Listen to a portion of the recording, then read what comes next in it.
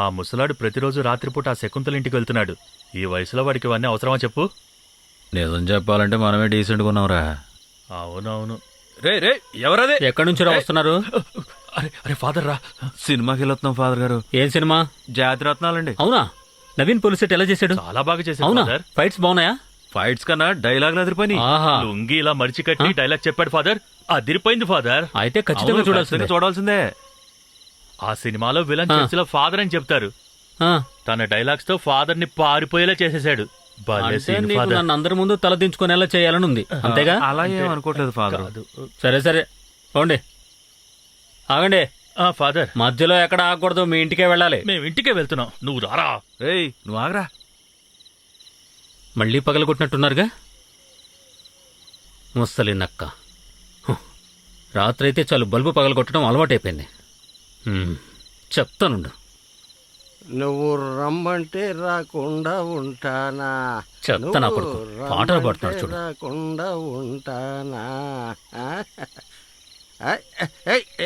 ఎవడరా ముఖం మీద లైటేస్తున్నాడు? నీ నెత్తి మీద కొట్టి చంపేస్తాను. ఓహో ఫాదరా? నిద్రపోకుండా ఏం పీకుతున్నావురా? నేను పాసుకు పోదామని వచ్చాను. లోపల బాత్రూమ్ లేదా? ఇలాంటి ఓపెన్ ప్లేస్ లో చల్లగాలిలో పోసుకుంటే అయితే మనకు ఓపెన్ ప్లేస్ లో పోయటమే నచ్చుతుంది అనుకుంటా. చిన్నప్పటి నుంచి వచ్చిన అలవాటు కదా. ఒక్కసారి శకుంతల ఇంటికి వెళ్ళేవా లేదా? అయ్యయ్యో, ఈ రోజు కూడా లైట్ పగిలిపోయింది. అది నేను కాదు. ముసలోడా, నేను చూసినప్పుడు నువ్వే పగలగొట్టావు, ఇంకెవరు పగలగొట్టావు నేను చూడలేదు. మర్యాదగా రేపు పంచాయతీకి వచ్చి ఆ డబ్బులు కట్టాలి, దగ్గరుండి మరీ రిపేర్ చేయించాలి. దేవుడి మీద ప్రమాణం చేసి చెబుతున్నాను, నేను కాదు. చూడు, నువ్వు నాతో ఏం మాట్లాడదు, నేను నీ భార్య పిల్లలతోనే మాట్లాడతాను. అయ్యో లలితమ్మా. అయ్యయ్యో వద్దు, ఇంట్లో చెప్పొద్దు, ఇంట్లో గొడవలు పెట్టొద్దు. అయితే నేను చెప్పింది నువ్వు చెయ్యాలి. ఈ వయసులో కూడా బల్బులు పగలగొడుతున్నాడు చూడు.